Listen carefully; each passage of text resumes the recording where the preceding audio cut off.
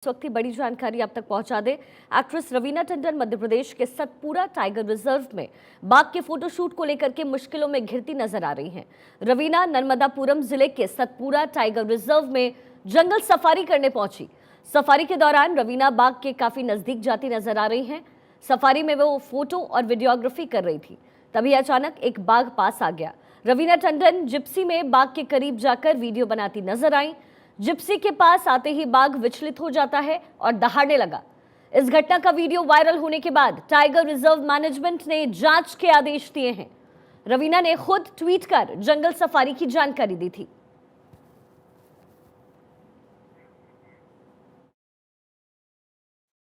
बोरी अभ्यारण्य अपने निजी दौरे पे आई थी। उनके द्वारा जो ट्वीट किया गया है उसके संबंधित से जो वहाँ के गाइड है और कर्मचारी से बातचीत की जाएगी। और सभी जो आने वाले हमारे सतपुरा में विजिट करने वाले पर्यटक हैं उनसे यही है कि कभी कोई वन प्राणियों के पास ना जाएं और दूर से ही देखें, और अगर पास आकर दूर हट जाएं और किसी तरह जो है ना उसको डिस्टर्ब ना करें। टाइगर का फोटो शूट और विवाद में फंस गई रवीना टंडन। रवीना की जंगल सफारी और अब जांच की बारी। फोटो शूट कर रवीना टंडन फंस गई। वीडियो आप देख सकते हैं। जंगल सफारी करते हुए ये बाघ रवीना की गाड़ी के पास आया, जिसके बाद वो बाघ के बेहद करीब जाती नजर आई।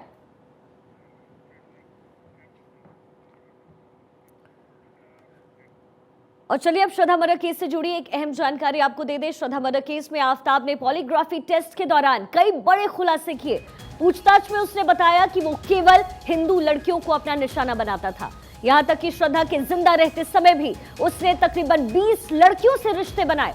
वो सिर्फ हिंदू लड़कियों को अपना निशाना बनाता था। इस बात का खुलासा खुद आफ्ताब ने पॉलीग्राफी टेस्ट में किया है। श्रद्धा की हत्या के बाद वो एक मनोविज्ञानी को अपने कमरे पर लाया, जो एक हिंदू थी। उसने श्रद्धा की अंगूठी तोहफे में देकर के शिकार बनाया। साथ ही उसके कई हिंदू लड़कियों से भी संपर्क थे। वहीं आफ्ताब को श्रद्धा की हत्या करने का कोई दुख नहीं है। उसे श्रद्धा के शव के टुकड़े करके फेंकने का भी जरा सा अफसोस नहीं। हत्या के आरोप में अगर फांसी भी उसे हो जाए तो इसका उसे कोई मलाल नहीं होगा। उसका बेहद चौंकाने वाला बयान है कि उसे जन्नत में जाने पर 72 हूरें मिलेंगी। पॉलीग्राफी टेस्ट में आफ्ताब के कई अहम और बड़े खुलासे। 20 हिंदू लड़कियों को गर्लफ्रेंड बनाया आफ्ताब ने। सिर्फ हिंदू लड़कियों को ही निशाना बनाता था और उसने कहा है कि जन्नत में उसे 72 हूरें मिलेंगी। साथ ही ये भी कहा कि अगर इस आरोप में उसे फांसी की सजा हो जाए तो उसे जरा भी दुख नहीं होगा। हर बार हिंदू लड़की को आफ्ताब निशाना बनाता था। कई लड़कियों से संपर्क में था। डेटिंग ऐप के जरिए लड़कियों को ढूंढा और फिर उनके साथ संपर्क साधा। 20 हिंदू लड़कियों को गर्लफ्रेंड बनाया आफ्ताब ने। ये कई अहम खुलासे पॉलीग्राफी टेस्ट में हुए। गर्लफ्रेंड को श्रद्धा की अंगूठी तोहफे में दी और फिर उसे जाल में फंसाया। जन्नत के लिए आफ्ताब को फांसी भी मंजूर है। उसने पॉलीग्राफी टेस्ट में ये खुलासा किया कि अगर उसे मौत की सजा भी मिल जाए, यानी फांसी की सजा भी हो जाए, तो उसे कोई मलाल नहीं होगा। आफ्ताब ने यह भी कहा है कि जन्नत में उसे 72 हूरें मिलेंगी। तो इन तमाम बातों का खुलासा पॉलीग्राफी टेस्ट में हुआ है और अब 1 दिसंबर को आफ्ताब का नार्को टेस्ट किया जाएगा। ऐप से चैटिंग के जरिए हिंदू लड़कियों से डेटिंग करता था आफ्ताब। हिंदू लड़कियों को निशाना बनाता था।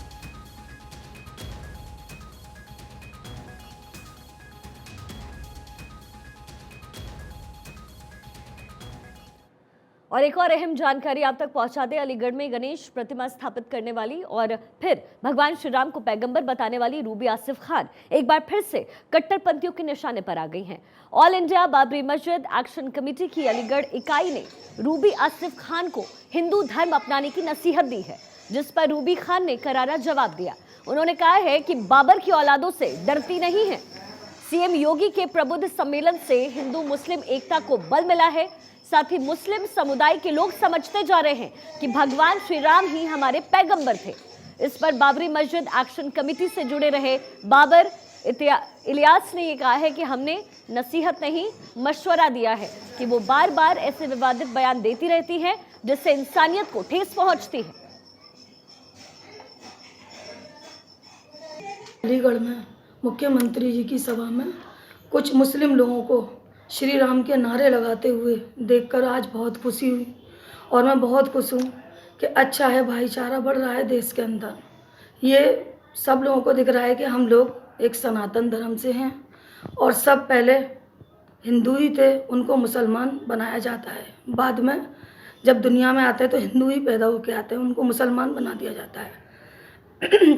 हमारे जो श्री राम वही पैगंबर थे, ये मान लिया है लोगों ने और आगे भी मैं उम्मीद करती हूँ कि सारे लोग इसी तरह भाईचारा बनाते रहें, हिंदू मुस्लिम का भेदभाव ख़त्म करें, इसी तरह मान लें कि हम सब एक हैं।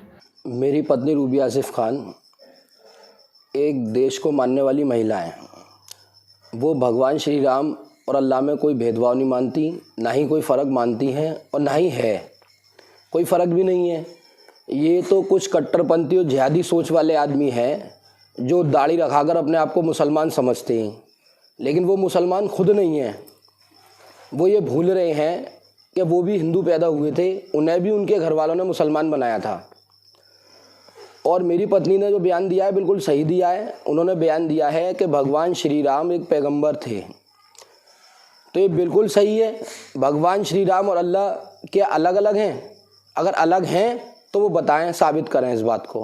वक्फे से ऐसे विवादित बयान देती रहती हैं जिससे इंसानियत को ठेस पहुंचती है। अभी उनका बयान हमने सोशल मीडिया के माध्यम से देखा तो उसमें कहा कि राम जी मुसलमानों के पैगंबर थे। ये कहने वाली कौन हैं कि वो पैगंबर थे? तो मैं ये समझता हूँ कि उनको चाहिए कि गौमूत्र पिएं, गंगा जल पिएं और अपना शुद्धिकरण कराएं किसी मंदिर में जाके और हिंदू धर्म अपना लें। बाबरी मस्जिद एक्शन कमेटी की जो ये है, ये जिन्ना परस्ती वाले लोग हैं और ये वैमनस्यता फैलाना, बंटवारे करवाना, इनकी मानसिकता यही है। तो जो बयान उन्होंने हमारी बहन के लिए दिया है, तो मैं यही कहना चाहूँगी कि किसी को भी क्या करना है, क्या धर्म अपनाना है, इसका ठेका बाबरी मस्जिद वालों ने नहीं ले रखा। हमारी बहन को जो करना है, जो भी वो करना चाहती हैं, जिसको भी वो मानती हैं, भगवान राम को मानती हैं, दुर्गा माँ को मानती हैं या पैगंबर को मानती हैं, ये उनकी अपनी व्यक्तिगत स्वतंत्रता है और हम उनके साथ हैं। और चलिए अब खबरों के सिलसिले में आगे बढ़ते हैं, बात करें एमसीडी चुनाव की। एमसीडी चुनाव से पहले सीएम केजरीवाल ने बड़े ऐलान किए हैं, जिसमें सबसे बड़ा ऐलान RWA को लेकर किया। उन्होंने कहा है कि अगर दिल्ली में एमसीडी में आपकी सरकार बनती है तो रेजिडेंट वेलफेयर एसोसिएशन को वित्तीय और राजनीतिक तौर पर मजबूत बनाया जाएगा, साथ ही उन्हें मिनी पार्षदों का दर्जा दिया जाएगा। केजरीवाल ने इसे जनता चलाएगी एमसीडी अभियान का नाम देते हुए जनता से अपील की कि वो उन्हें वोट दें और RWA के जरिए अपने काम जल्द पूरा करवाएं। जैसे पार्षद किसी इलाके का बॉस होता है, ठीक वैसे ही RWA को उस वार्ड का नेता माना जाएगा। किसी को काम करवाने के लिए नेता के चक्कर नहीं काटने पड़ेंगे। ऐसे जितनी RWAs हैं, RWAs वो बॉडी होती है जो जनता के सबसे करीब होती है। RWAs को मिनी पार्षद का स्टेटस दिया जाएगा।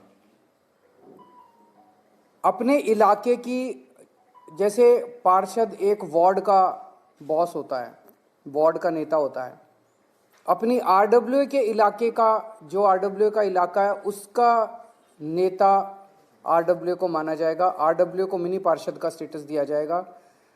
किसी भी वहाँ पे रहने वाले जनता को किसी को भी काम कराना है, उसको फिर किसी नेता के चक्कर नहीं काटने। वो अपने RWA के दफ्तर जाए, बताए मेरी ये नाली ख़राब है, मेरा ये गली ख़राब है, मेरा ये ख़राब है, पानी बिजली जो भी समस्याएं हैं, और उस वो RWA के पास ताकत होगी वो सारे काम करवाने की जो कि जनता आके सीधे उनको बोलेगी।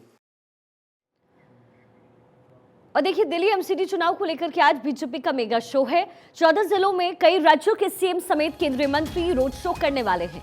बीजेपी ने गुजरात विधानसभा चुनाव में पहले चरण के प्रचार पर ब्रेक लगते ही अपनी पूरी फौज एमसीडी की कैंपेनिंग में उतार दी। विजय संकल्प रोड शो में सीएम शिवराज, सांसद गौतम गंभीर कृष्णानगर में प्रचार करते नजर आएंगे।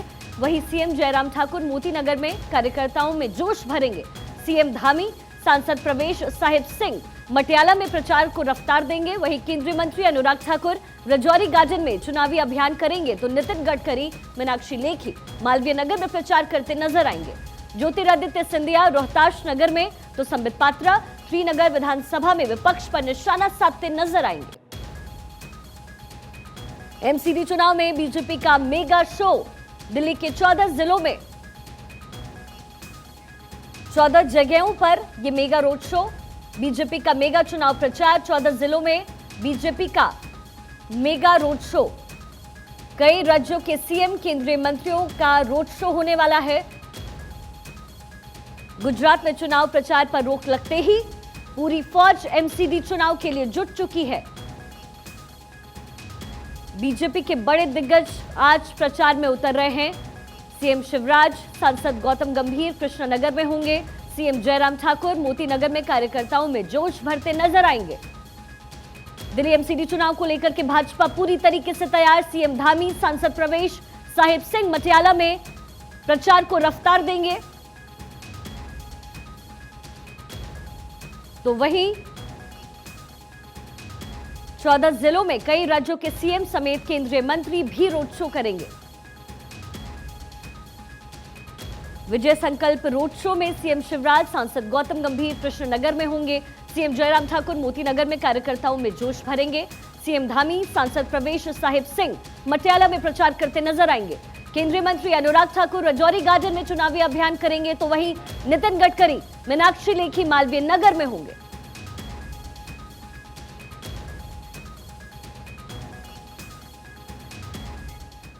महाराष्ट्र और कर्नाटक सीमा विवाद फिर से भड़कने लगा है। सुप्रीम कोर्ट की सुनवाई और सियासी बयानबाजी के बीच कर्नाटक की सीमा के करीब महाराष्ट्र के कुछ गांवों में जोरदार प्रदर्शन हुआ। मामले में कर्नाटक पुलिस ने कड़ी चेतावनी दी है। पुलिस ने महाराष्ट्र की तरफ से पथराव करने वालों को चेतावनी देते हुए कहा कि जो भी सीमा पर माहौल बिगाड़ने की कोशिश करेगा उनके खिलाफ सख्त कार्रवाई की जाएगी। दरअसल महाराष्ट्र के 2 मंत्री 3 दिसंबर को बेलगाम जाने वाले हैं। ऐसे में एडीजीपी आलोक कुमार ने सख्ती दिखाते हुए माहौल खराब करने वालों को कड़ी चेतावनी दी है। पिछले दिनों कर्नाटक की बसों पर पथराव और काला पेंट लगने की घटना के बाद तनाव की स्थिति पैदा हुई और इसके बाद ये कड़ी चेतावनी दी गई है।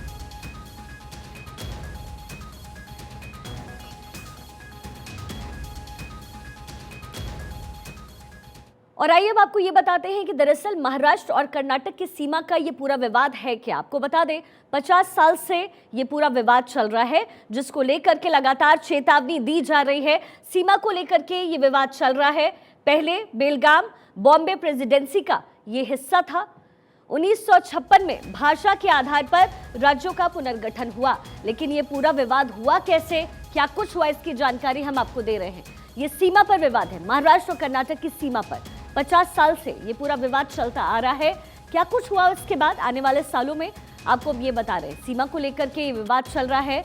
महाराष्ट्र कर्नाटक की सीमा पर ये विवाद है। 1956 में भाषा के आधार पर राज्यों का पुनर्गठन हुआ था, जिसमें महाराष्ट्र और कर्नाटक अलग हुए।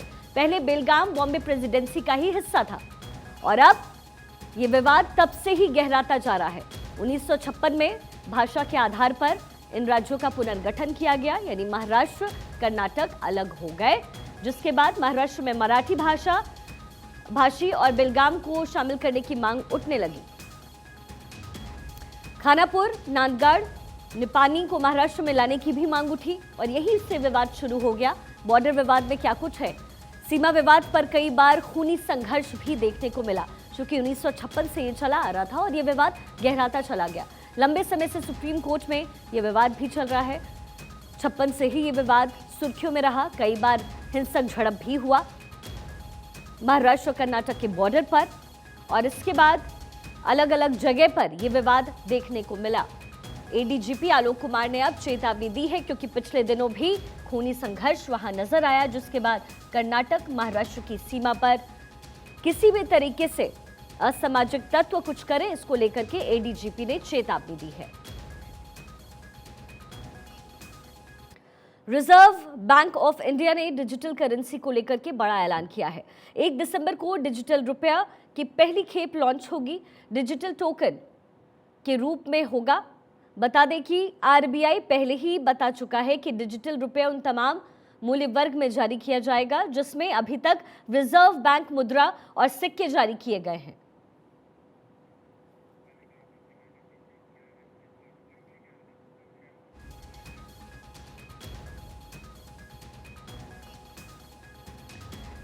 तो डिजिटल करेंसी लॉन्च करेगा आरबीआई, लेकिन ये डिजिटल रुपया है क्या, डिजिटल करेंसी है क्या, आपको हम ग्राफिक्स के जरिए बताते हैं।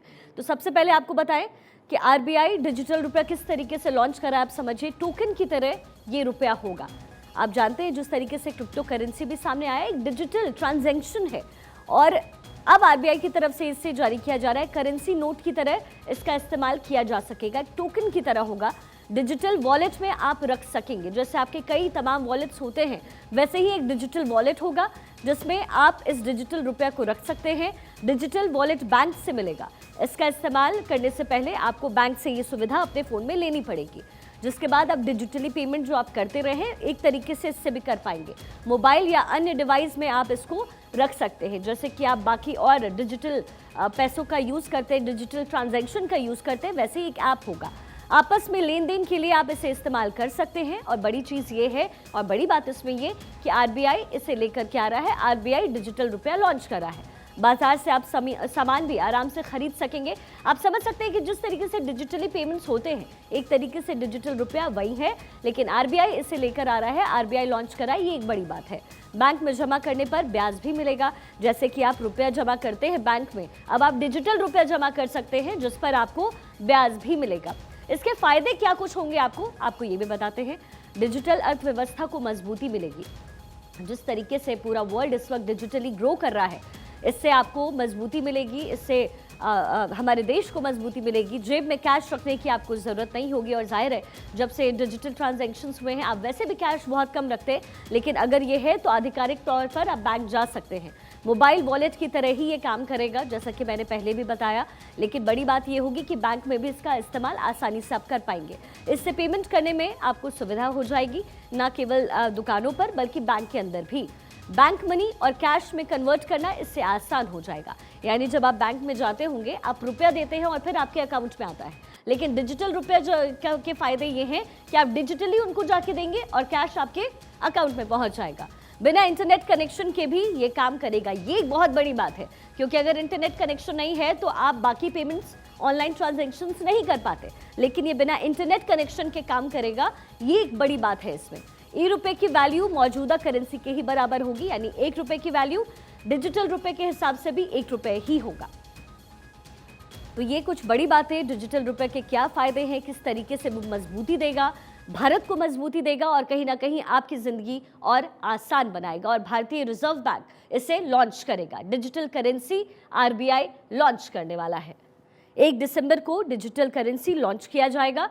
और बड़ी बात इसमें यह कि बिना इंटरनेट के भी आप आराम से ट्रांजैक्शन डिजिटल करेंसी का कर पाएंगे। अभी सिर्फ 4 शहरों में ही ये लॉन्च किया जाएगा, मुंबई, बेंगलुरु, इसके साथ ही भुवनेश्वर में। अलग अलग बैंकों में भी इसकी सुविधा रहेगी। सिर्फ 4 शहरों में अभी डिजिटल करेंसी लॉन्च किया जाएगा, दिल्ली, मुंबई, बेंगलुरु, भुवनेश्वर। इन बैंकों में डिजिटल रुपया आपको मिलेगा। एसबीआई, आईसीआईसीआई बैंक, यहां आपको डिजिटल करेंसी मिल जाएगी। यहां पर आप ट्रांजैक्शन कर पाएंगे। साथ ही येस बैंक में भी इसकी सुविधा रहेगी। आईडीएफसी फर्स्ट बैंक में भी आपको डिजिटल करेंसी की सुविधा उपलब्ध रहेगी। फिलहाल 4 राज्यों में, माफ कीजिएगा 4 शहरों में और 4 बैंकों में इसकी सुविधा रहेगी।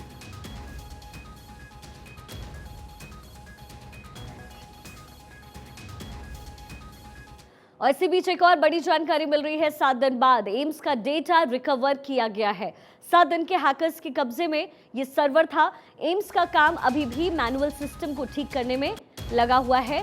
4 दिन तक हैकर्स ने इसे हैक किया।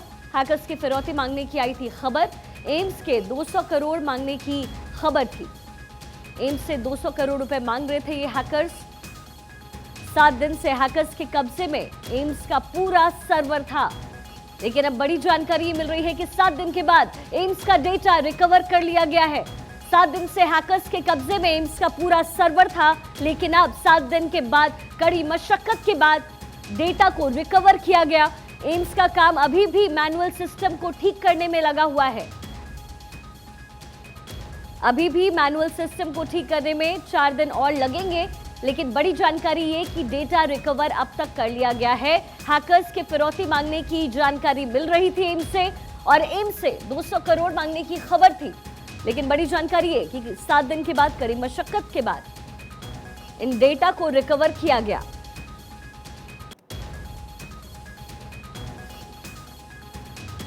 सिस्टम को ठीक करने में लगेंगे 4 दिन। अभी भी 4 दिन का वक्त है जब सिस्टम को पूरी तरीके से दुरुस्त कर लिया जाएगा, लेकिन बड़ी जानकारी है कि 7 दिन बाद एम्स का डेटा रिकवर किया गया। ताजा जानकारी लिए रवि यादव मेरे सहयोगी मेरे साथ जुड़ गए हैं। रवि, क्या कुछ और जानकारी निकलकर सामने आ रही है? क्योंकि 1-2 दिन का वक्त नहीं, पूरे 7 दिन लग गए रिकवर करने में। बिल्कुल बड़ी बात है, और ये एक हम कह सकते हैं कि साइबर अटैक में जो हमारी प्रोटेक्शन है उस पर भी एक सवाल का निशान है। और इसे चालू करने से पहले मंगलवार को जो है गृह मंत्रालय की बात करें तो उसमें भी हाई लेवल की मीटिंग थी, जिसमें आईबी प्रमुख, एनआईए प्रमुख वाईसी मोदी के साथ साथ दिल्ली पुलिस, एनआईसी और एम्स के बड़े अधिकारी बैठक में शामिल हुए थे। और जो अभी तक पता लग पाया है कि वो सारा डाटा जो ई डाटा था वो रिकवर हो गया है, लेकिन इसे चालू करने के लिए नेटवर्क को पहले सैनिटाइज किया जा रहा है। यानी कि हम इसको सिंपल भाषा में कहें तो अभी भी जो है मैनुअल तरीके से एम्स में काम चल रहा है, और जो ई कंप्यूटर सेवा थी, सर्वर थे, उनकी प्रक्रिया को अभी पूरी तरह से दुरुस्त नहीं किया गया है। साइबर सुरक्षा के उपाय जो हैं उनको ढूंढा जा रहा है, और सोमवार तक यानी कि हम कह सकते हैं कि 50 में से 20 सिस्टम को सैनिटाइज किया गया था, और 4 दिन और लगने की बात कही थी। बड़ी बात ये है, मैं आपको बता दूं, ठीक है पूरे काम ठीक है रवि, बहुत बहुत शुक्रिया इस तमाम जानकारी के लिए। आप लगातार नजर बनाकर रखें। तो सिस्टम को ठीक करने में अभी भी 4 दिन का वक्त है, लेकिन बड़ी जानकारी है और अच्छी बात ये कि अब तक डेटा को रिकवर कर लिया गया है।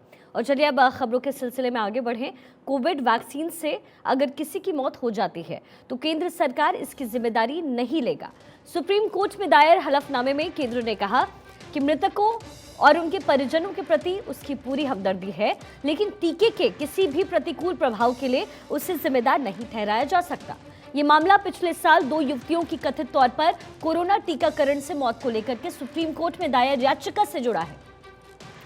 दरअसल केंद्र ने हलफनामे के साथ दायर जवाब में कहा कि जिन मामलों में टीके के कारण मौत हुई उनमें सिविल कोर्ट में मुकदमा दायर कर मुआवजा मांगा जा सकता है।